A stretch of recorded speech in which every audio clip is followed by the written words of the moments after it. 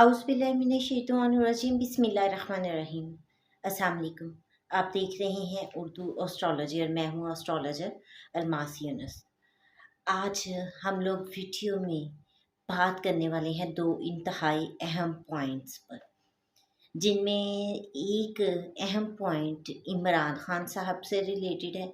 हम बात करेंगे कि इमरान खान साहब के ज़ायचे में कौन सी बड़ी तब्दीली हो रही है, और वीडियो के सेकंड पार्ट में हम लोग बात करेंगे army chief general Asim Munir साहब के चार्ट के बारे में कि वो कौन सी नई मुश्किल में गिरफ्तार होने वाले हैं। और वीडियो में हम लोग बात करेंगे पाकिस्तान के हवाले से, पाकिस्तान में क्या नया होने जा रहा है। तो चले बढ़ते हैं अपनी वीडियो की तरफ।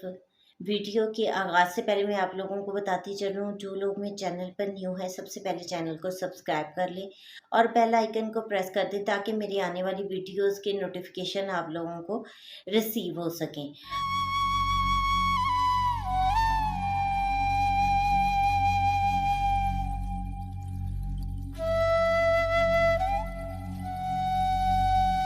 इमरान खान साहब के ज़ायचे की अगर बात की जाए ना, तो इस वक्त उनकी प्लानिटरी पोजीशन इंतहाई तब्दील हो रही है।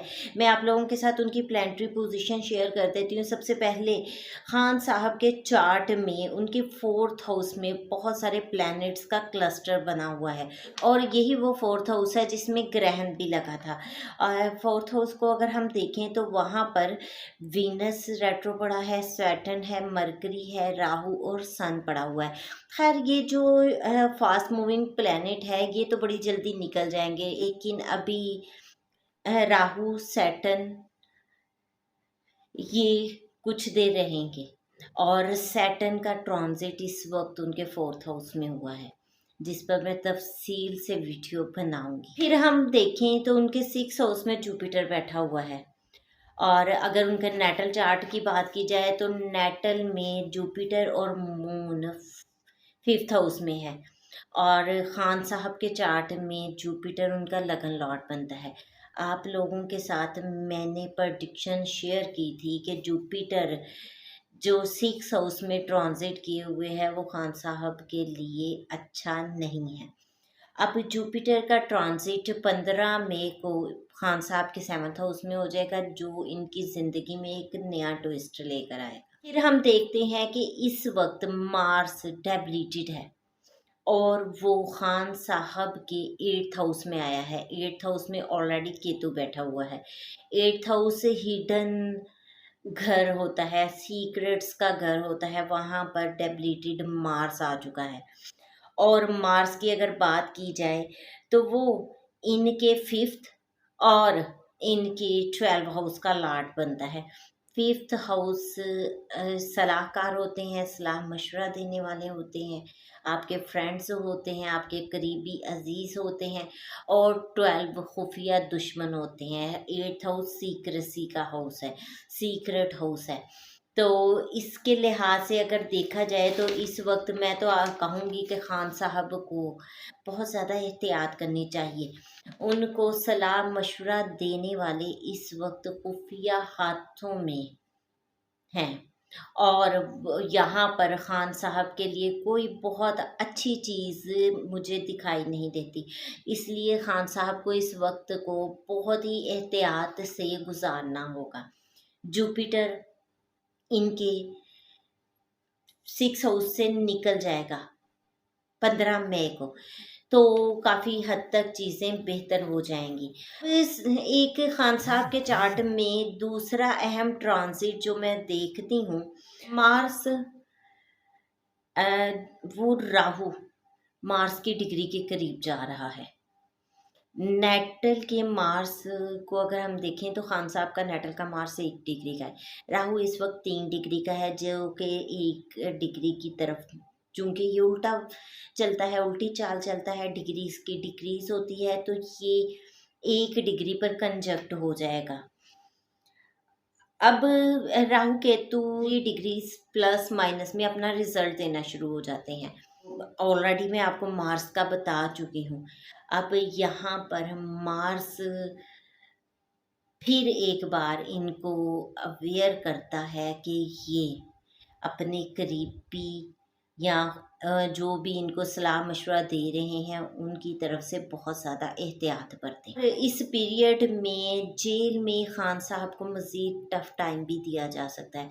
मैं हमेशा आप लोगों को बताती हूँ कि खान साहब का चार्ट बड़ा ही यूनिक चार्ट है। अल्लाह ताला ने इनसे कोई ख़ास काम लेना है, जिसकी वजह से इन पर बहुत सारी मुश्किलात भी आती हैं, और जो भी मुश्किल इनकी तरफ आती है ये बआसानी उससे निकल आते हैं। तो मुश्किल वक्त थोड़ा सा रह गया है, सिर्फ गिने चुने दिन रह गए।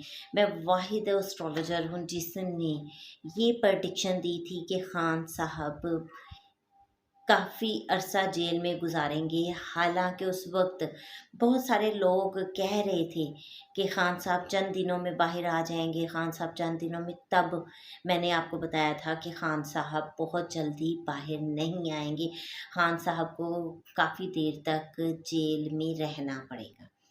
और चूँकि ये खान साहब के लिए टफ़ टाइम है, यहाँ पर खान साहब को हेल्थ इश्यूज़ भी फेस करने पड़ सकते हैं, या खान साहब को शदीद तर ज़हनी दबाव का भी सामना करना पड़ सकता है। खान साहब के साथ लोग ऐसे जुड़ सकते हैं जो उनको गलत फ़ैसले लेने की तरफ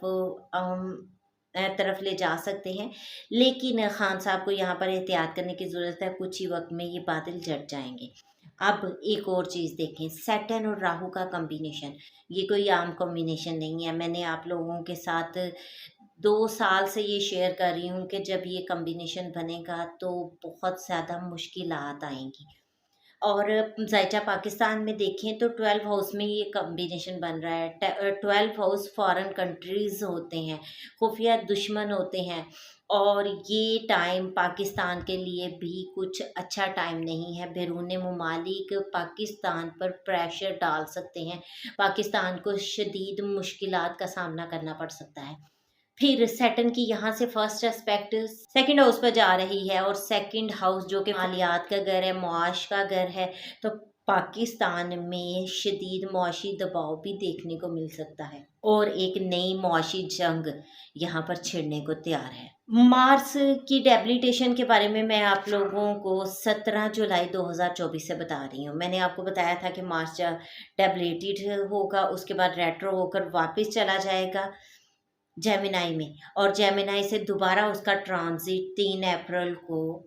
जैसे ही मार्स डेप्लीट करेगा, इस वक्त फोर्सेस अच्छे से फैसले नहीं ले पाएंगे, और मुल्क में बहुत ज़्यादा सिक्योरिटी खदशात होंगे, अवाम बुरी तरह पिसेगी। और ये सारी चीज़ें मैं आप लोगों को 17 जुलाई को बता चुकी हूँ। आने वाले वक्त में अन करीब आपको हर तरफ रिहाई की गूंजें सुनाई देंगी।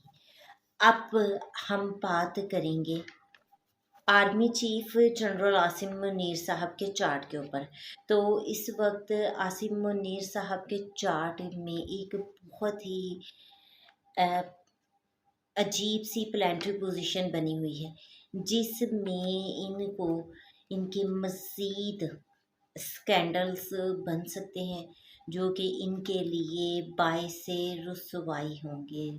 तो मैं शुरू से यही कहती आ रही हूँ कि हमारी फ़ौज है, पाकिस्तान की फ़ौज है, और अगर कहीं भी कोई चीज़ गलत होती है या इसकी रुसवाई का कोई सबब बनता है, तो वो हमारे मुल्क के लिए अच्छा फैक्टर नहीं है।